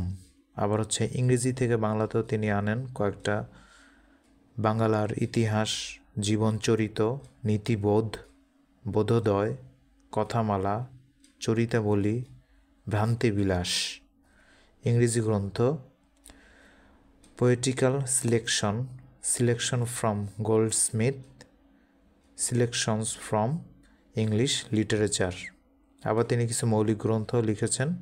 ঠিক আছে, মৌলিক গ্রন্থ আছে তার গুরুত্বপূর্ণ 10টা মৌলিক গ্রন্থ আছে। মৌলিক গ্রন্থের মধ্যে গুরুত্বপূর্ণ হচ্ছে সংস্কৃত ভাষা ও সংস্কৃত সাহিত্য বিষয়ক প্রস্তাব। ঠিক আছে, 2 নম্বরে হচ্ছে বিধবা বিবাহ চলিত হওয়া উচিত কি না এত বিষয়ক প্রস্তাব। 3 নম্বর বহু বিবাহ রহিত হওয়া উচিত কি না এত বিষয়ক প্রস্তাব। 4 নম্বর অতি অল্প হইল। 5 নম্বর মৌলিক গ্রন্থ আবার অতি অল্প হইল। 6 নম্বর ব্রজবিলাস। 7 নম্বর রত্নপরীক্ষা। 8 নম্বর প্রভাবতী সম্ভাষণ। 9 নম্বর জীবনচরিত। 10 নম্বর শব্দ মঞ্জুরি। ঠিক আছে, গুরুত্বপূর্ণ এগুলোর মধ্যে সবচেয়ে বেশি গুরুত্বপূর্ণ হচ্ছে শব্দ মঞ্জুরি, প্রভাবতী সম্ভাষণ, ব্রজবিলাস, অতি অল্প হইল, আবার অতি অল্প হইল। আবার বিধবা বিবাহ আর বহু বিবাহ এই দুইটাও গুরুত্বপূর্ণ। ঠিক আছে, এবার হচ্ছে সম্পাদিত গ্রন্থ। সম্পাদিত গ্রন্থের মধ্যে গুরুত্বপূর্ণ আছে হচ্ছে অন্নদামঙ্গল, কিরাতার্জুনীয়ম, সর্বদর্শন সংগ্রহ, শিশুপালবধ, কুমার সম্ভবম, কাদম্বরী, রঘুবংশম, মেঘদূতম, উত্তরচরিতম, হর্ষচরিতম, অভিজ্ঞান, শকুন্তলম। আর আছে হচ্ছে পদ্য সংগ্রহ প্রথম ভাগ, পদ্য সংগ্রহ দ্বিতীয় ভাগ। পদ্য সংগ্রহ প্রথম ভাগ এটা কৃত্তিবাসী রামায়ণ থেকে সংকলিত। পদ্য সংগ্রহ দ্বিতীয় ভাগ এটা ভারতচন্দ্র রায় গুণাকর রচিত অন্নদামঙ্গল থেকে সংকলিত। এখন হচ্ছে প্রিভিয়াস ইয়ারের কোশ্চেন যেগুলো আসছিল ঈশ্বরচন্দ্র বিদ্যাসাগর থেকে। প্রথম প্রশ্ন, ঈশ্বরচন্দ্র বিদ্যাসাগর কোথায় জন্মগ্রহণ করেন? বীরসিংহ গ্রাম, মেদিনীপুরে। এটা 43তম বিশেষ পরীক্ষাতে আসছিল। কোনটি ঈশ্বরচন্দ্র বিদ্যাসাগরের রচনা? বেতাল পঞ্চ বিংশতি। প্রথম সাহিত্যিক গদ্যের স্রষ্টা কে? ঈশ্বরচন্দ্র বিদ্যাসাগর। ঈশ্বরচন্দ্র বিদ্যাসাগর কোন শতকের মানুষ? 19 শতক। ঈশ্বরচন্দ্র বিদ্যাসাগর রচিত ব্যঙ্গাত্মক রচনা কোনটি? ব্রজবিলাস। শেক্সপিয়ারের নাটকের বাংলা গদ্যরূপ দিয়েছেন কে? ঈশ্বরচন্দ্র বিদ্যাসাগর। বাংলা ভাষায় বিরাম চিহ্নের ব্যবহার কোন সালে শুরু হয়? 1847 সালে শুরু হয়। হিন্দু সমাজে বিধবা বিবাহের প্রবর্তক কে? ঈশ্বরচন্দ্র বিদ্যাসাগর। বিধবা বিবাহ আইন কত সালে পাশ হয়? 1856 সালে পাশ হয়। বিধবা বিবাহ আইন 1856 সালে পাশ হয় এবং এটা পাশ হওয়ার 9 বছর আগে বাংলা ভাষায় বিরাম চিহ্নের ব্যবহার তিনি শুরু করেন 1847 সালে। ঠিক আছে, 2টা সাল মনে রাখতে হবে, গুরুত্বপূর্ণ। 1847 সালে একটা, 1856 সালে আরেকটা। আচ্ছা, বাংলা ভাষায় প্রথম গল্পধর্মী বই হচ্ছে বেতাল পঞ্চ বিংশতি। কোনটি? ঈশ্বরচন্দ্র বিদ্যাসাগরের আত্মজীবনীমূলক লেখা, আত্মচরিত। এটা 38তম বিশেষ পরীক্ষাতে আসছিল। প্রভাবতী সম্ভাষণ কার রচনা? ঈশ্বরচন্দ্র বিদ্যাসাগরের। এটা 21তম বিশেষ পরীক্ষাতে আসছিল।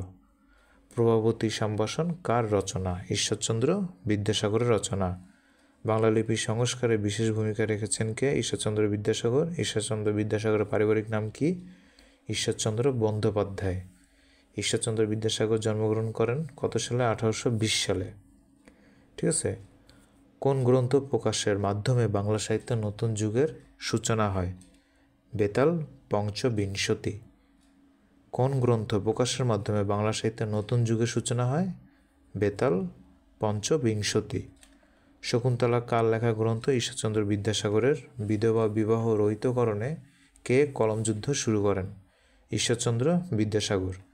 ঈশ্বরচন্দ্র বিদ্যাসাগরের ভ্রান্তিবিলাস কোন ধরনের রচনা? এটি একটি অনুবাদ গ্রন্থ। বাংলা ভাষায় সর্বপ্রথম জ্যোতিচিহ্নের প্রচলন করেন কে?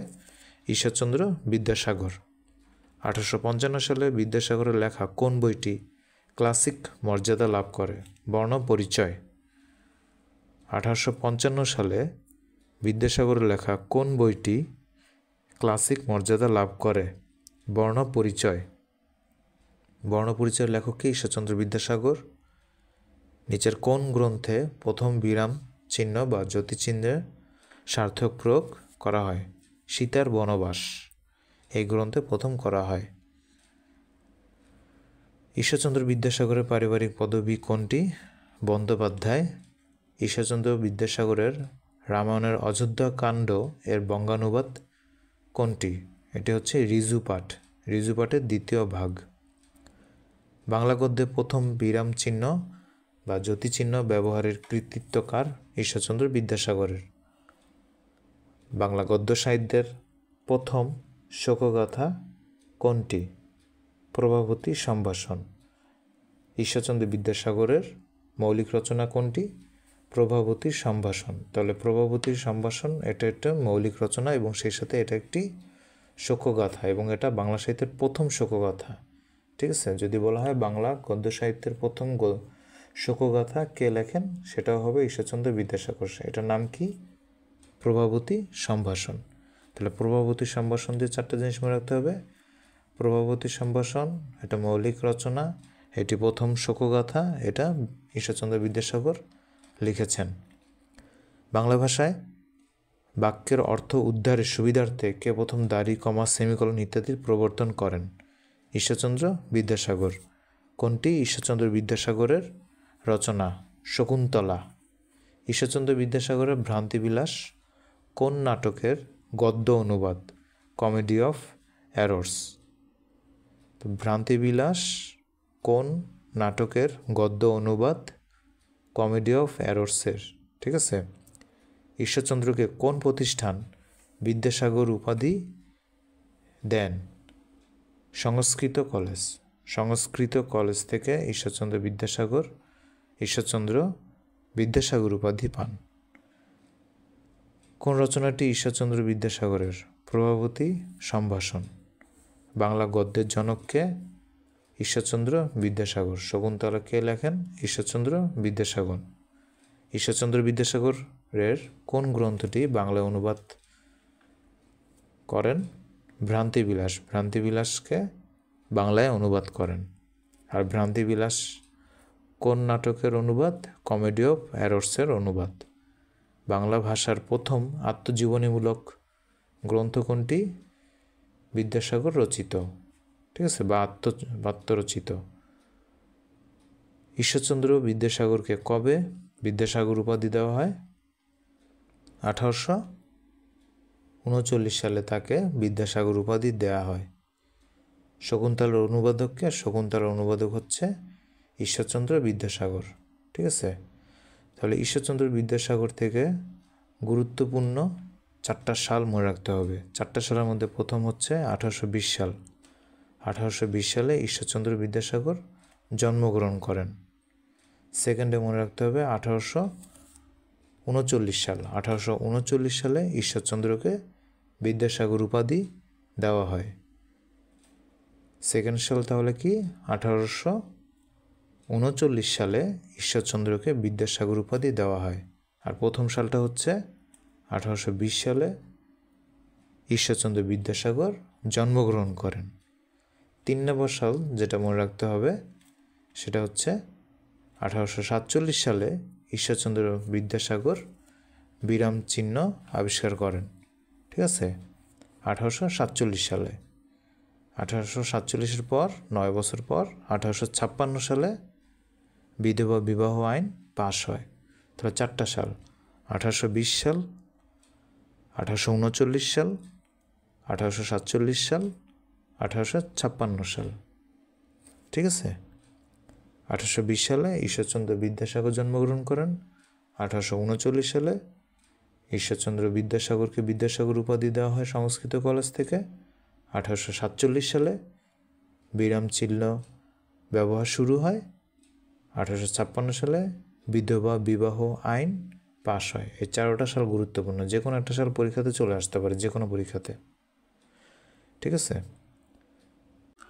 মাইকেল মধুসূদন দত্ত 25শে জানুয়ারি 1824 সালে যশোর জেলার কেশবপুর উপজেলার সাগরদাড়ি গ্রামে জন্মগ্রহণ করেন।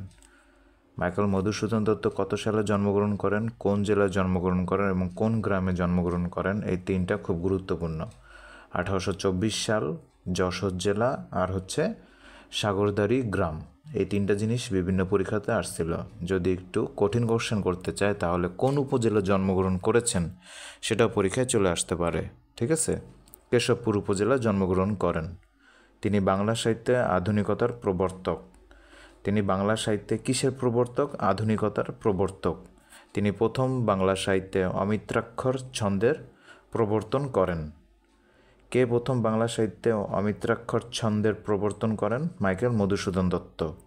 তাকে বাংলা সাহিত্যের রোমান্টিক কবি ও বিদ্রোহী কবি বলা হয়। বাংলা সাহিত্যের প্রথম বিদ্রোহী কবি হচ্ছেন মাইকেল মধুসূদন দত্ত। 29 জুন 1873 সালে তিনি মৃত্যুবরণ করেন। তার বিখ্যাত কিছু নাটক আছে, সে নাটকগুলো এই নিম্নে দেওয়া হলো আপনাদের জন্য। 1861 সালে তিনি কৃষ্ণকুমারী নাটকটা লেখান। বাংলা সাহিত্যের প্রথম সার্থক ট্র্যাজেডি নাটক হচ্ছে এই কৃষ্ণকুমারী নাটক। এটা গুরুত্বপূর্ণ দুটি চরিত্র হচ্ছে ভীম সিং আর হচ্ছে বিলাসবতী। মাইকেল মধুসূদন দত্তের এই শ্রেষ্ঠ নাটক হচ্ছে কৃষ্ণকুমারী। পরীক্ষা এখান থেকে অনেক রকমভাবে কোশ্চেন আসে। কৃষ্ণকুমারী নাটক কত সালে প্রকাশিত হয়? কৃষ্ণকুমারী নাটকের বিখ্যাত চরিত্র কোনগুলি? বাংলা সাহিত্যের প্রথম সার্থক ট্র্যাজেডি নাটক কোনটি? মাইকেল মধুসূদন দত্তের শ্রেষ্ঠ নাটক কোনটি? ঠিক আছে, এই কোশ্চেনগুলো গুরুত্বপূর্ণ। তারপর হচ্ছে 1858 সাল। 1858 সালে তিনি শর্মিষ্ঠা লেখেন। শর্মিষ্ঠা প্রকাশিত হয়। এটা হচ্ছে বাংলা সাহিত্যের প্রথম সার্থক নাটক। বাংলা সাহিত্যের প্রথম সার্থক নাটক হচ্ছে শর্মিষ্ঠা। যদি কোশ্চেন এইভাবে আসে, বাংলা সাহিত্যের প্রথম সার্থক নাটক কে লিখেন, সেটার অ্যান্সার হবে মাইকেল মধুসূদন দত্ত। ঠিক আছে, এটা আসতে পারে। আবার আসতে পারে সে প্রথম সার্থক নাটক কি বাংলা সাহিত্যের? শর্মিষ্ঠা। কত সালে প্রকাশিত হয়? 1858 সালে সেটা প্রকাশিত হয়। তারপর হচ্ছে পদ্মাবতী। পদ্মাবতী বাংলা সাহিত্যের প্রথম সার্থক কমেডি নাটক। আর পদ্মাবতী প্রকাশিত হয় 1860 সালে। মায়াকানন। মায়াকানন হচ্ছে বাংলা সাহিত্যের প্রথম বিয়োগান্তক নাটক। এখন হচ্ছে কাব্য। নাটক আর কাব্য দুইটাই খুবই গুরুত্বপূর্ণ, যে কোনোটা থেকে কোশ্চেন আসতে পারে। কাব্য প্রথমে হলো মেঘনাদ বধ কাব্য। বাংলা সাহিত্যের সর্বশ্রেষ্ঠ মহাকাব্য হচ্ছে মেঘনাদ বধ কাব্য। এটি বাংলা সাহিত্যের প্রথম মহাকাব্য। মেঘনাদ বধ কাব্যটি অমিত্রাক্ষর ছন্দে রচিত। মেঘনাদ বধ কাব্যটি 1861 সালে প্রকাশিত হয়। অমিত্রাক্ষর ছন্দ মানে কি? পরীক্ষা আসতে পারে। যে কবিতা চরণে অন্তমিল থাকে না তাকে অমিত্রাক্ষর ছন্দ বলে। পরীক্ষায় এখান থেকে অনেকগুলো কোশ্চেন আসতে পারে। বাংলা সাহিত্যের সর্বশ্রেষ্ঠ মহাকাব্য কোনটি? বাংলা সাহিত্যের প্রথম মহাকাব্য কোনটি? বাংলা সাহিত্যের প্রথম মহাকাব্য কোন ছন্দে রচিত হয়? বাংলা সাহিত্যের প্রথম মহাকাব্য কত সালে প্রকাশিত হয়? এর সবগুলো প্রশ্ন গুরুত্বপূর্ণ। তারপর হচ্ছে তিলোত্তমা সম্ভব, এটি একটি কাহিনী কাব্য। পরীক্ষা আসতে পারে নিচের কোনটি কাহিনী কাব্য? তিলোত্তমা সম্ভব হচ্ছে কাহিনী কাব্য। বাংলা সাহিত্যে অমিত্রাক্ষর ছন্দে রচিত প্রথম গ্রন্থ হচ্ছে এই তিলোত্তমা সম্ভব। এটা 1860 সালে প্রকাশিত হয়। তিলোত্তমা সম্ভব কিন্তু সর্বপ্রথম মাইকেল মধুসূদন দত্ত অমিত্রাক্ষর ছন্দে লেখেন, সেটা তিনি 1860 সালে প্রকাশ করেন। পরের বছর 1861 সালে মেঘনাদ বধ কাব্যটা লেখেন, সেটাও অমিত্রাক্ষর ছন্দে রচিত। তো তাহলে প্রথমে তিনি অমিত্রাক্ষর ছন্দে লিখেছেন যে গ্রন্থ, সেটার নাম হচ্ছে তিলোত্তমা সম্ভব, এবং তিলোত্তমা সম্ভব হচ্ছে একটি কাহিনী কাব্য। তারপর হচ্ছে বীরাঙ্গনা। বীরাঙ্গনা এটি একটি পত্রকাব্য। পত্রকাব্য মানে কি? পত্র আকারে রচিত হয় এরকম কাব্যকে পত্রকাব্য বলে। বীরাঙ্গনা হচ্ছে একটি পত্রকাব্য। ব্রজাঙ্গনা এটি হচ্ছে রাধা ও কৃষ্ণ বিষয়ক গীতিকা, এই ব্রজাঙ্গনা। তারপর হচ্ছে চতুর্দশপদী কবিতা। সনেটে বা চতুর্দশপদী কবিতায় 14টি লাইন থাকে। প্রথম 8 লাইনকে অষ্টক এবং শেষের 6 লাইনকে ষষ্ঠক বলে। বাংলা সাহিত্যে এই সনেটের প্রবর্তক হচ্ছে মাইকেল মধুসূদন দত্ত। এখন হচ্ছে প্রহসন। সামাজিক যে কোনো বিষয়ের অসঙ্গতি নিয়ে রচিত নাটককে প্রহসন বলে। মাইকেল মধুসূদন দত্ত প্রথম সার্থক নাট্যকার এবং প্রথম সার্থক প্রহসন রচয়িতা বাংলা সাহিত্যের। তার বিখ্যাত দুটি প্রহসন হচ্ছে বুড়ো শালিকের ঘাড়েরও, আর একটা হচ্ছে একেই কি বলে সভ্যতা। এখন বিভিন্ন সরকারি চাকরির পরীক্ষায় আসা প্রশ্ন। বাংলা সাহিত্যের প্রথম মহাকবি কে? মাইকেল মধুসূদন দত্ত। বাংলা কাব্য সাহিত্যে আধুনিকতার জনক কে? মাইকেল মধুসূদন দত্ত। বাংলা সাহিত্যের সর্বশ্রেষ্ঠ মহাকাব্য কোনটি? মেঘনাদ বধ কাব্য। বাংলা সাহিত্যের প্রথম মহাকাব্য কোনটি? মেঘনাদ বধ কাব্য। মাইকেল মধুসূদন দত্তের শ্রেষ্ঠ নাটক কোনটি? কৃষ্ণকুমারী। বাংলা সাহিত্যের প্রথম সার্থক ট্র্যাজেডি কোনটি? কৃষ্ণকুমারী। বাংলা সাহিত্যের প্রথম ঐতিহাসিক নাটক কোনটি? সেটাও কৃষ্ণকুমারী। বাংলা সাহিত্যের প্রথম সার্থক নাটক কোনটি? শর্মিষ্ঠা। বাংলা সাহিত্যের প্রথম সার্থক কমেডি কোনটি? পদ্মাবতী। বাংলা সাহিত্যের প্রথম পত্রকাব্য কোনটি? বীরাঙ্গনা। ঠিক আছে, প্রথম নাটকের কোনগুলো কি, এগুলো সব মনে রাখতে হবে। প্রথম সার্থক ট্র্যাজেডি কৃষ্ণকুমারী, প্রথম ঐতিহাসিক নাটক কৃষ্ণকুমারী, প্রথম সার্থক নাটক শর্মিষ্ঠা, প্রথম সার্থক কমেডি পদ্মাবতী, প্রথম পত্রকাব্য বীরাঙ্গনা। মাইকেল মধুসূদন দত্তের প্রথম কাব্যগ্রন্থ দ্য ক্যাপটিভ লেডি। মেঘনাদ বধ কাব্যটি কোন ছন্দে রচিত? অমিত্রাক্ষর ছন্দে রচিত। বাংলা সাহিত্যের প্রথম প্রহসন কোনটি? বুড়ো শালিকের ঘাড়েরও। বাংলা ভাষায় সনেট প্রবর্তন করেন কে? মাইকেল মধুসূদন দত্ত। অমিত্রাক্ষর ছন্দের আবিষ্কারক কে? মাইকেল মধুসূদন দত্ত। বীরাঙ্গনা মাইকেল মধুসূদন দত্তের কোন ধরনের কাব্য? এটি একটি পত্রকাব্য। শর্মিষ্ঠা কি? এটি মাইকেল মধুসূদন দত্তের নাটক। চতুর্দশপদী কবিতাবলী কার রচনা? মাইকেল মধুসূদন দত্তের। আধুনিক বাংলা সাহিত্যের প্রথম বিদ্রোহী কবি কে? মাইকেল মধুসূদন দত্ত। বীরাঙ্গনা পত্রকাব্যে পত্র সংখ্যা কয়টি? 11টি। বীরাঙ্গনা পত্রকাব্যে পত্র সংখ্যা 11টি। মেঘনাদ বধ কাব্য কত সালে প্রকাশিত হয়? 1861 সালে প্রকাশিত হয়। পদ্মাবতী নাটকটি কে রচনা করেন? মাইকেল মধুসূদন দত্ত। কৃষ্ণকুমারী কী ধরনের গ্রন্থ? এটি একটি নাটক, লিখেছেন মাইকেল মধুসূদন দত্ত। মেঘনাদ বধ কাব্য কার রচনা? মাইকেল মধুসূদন দত্তের রচনা। ব্ল্যাঙ্ক ভার্স এর অর্থ কী? এর অর্থ হচ্ছে অমিত্রাক্ষর ছন্দ। মেঘনাদ বধ কাব্যে স্বর্গ সংখ্যা কয়টি? 9টি। দত্ত কুলোদ্ভব কবি কে? মাইকেল মধুসূদন দত্ত। অমিত্রাক্ষর ছন্দে মাইকেল মধুসূদন দত্তের প্রথম কাব্য কোনটি? তিলোত্তমা সম্ভব। অমিত্রাক্ষর ছন্দে মাইকেল মধুসূদন দত্তের প্রথম কাব্য তিলোত্তমা সম্ভব। এটা কত সালে প্রকাশিত হয়? 1860 সালে প্রকাশিত হয়। আর পরের বছর 1861 সালে প্রকাশিত হয় কোনটা? মেঘনাদবধ কাব্য। এবং সে মেঘনাদবধ কাব্যতেও অমিত্রাক্ষর ছন্দ প্রয়োগ করেন মাইকেল মধুসূদন দত্ত। তাহলে পিএসসি সিলেক্টেড 11 জন কবি সাহিত্যিকদের নিয়ে আলোচনা এই পর্যন্তই। আর অবশ্যই এই লেকচারটা ভালোভাবে আপনারা পড়ে ফেলবেন। আর অবশ্যই আমাদের এই চ্যানেলটির সাথে থাকার জন্য আমাদের এই চ্যানেলটিকে সাবস্ক্রাইব করে দিবেন। ধন্যবাদ আপনাদের সকলকে। আর পরবর্তী লেকচার আসবে হচ্ছে আগামী শনিবার। তাই অবশ্যই আমাদের এই চ্যানেলটির সাথে থাকার জন্য আমাদের এই চ্যানেলটিকে সাবস্ক্রাইব করে দিবেন। ধন্যবাদ আপনাদের সকলকে।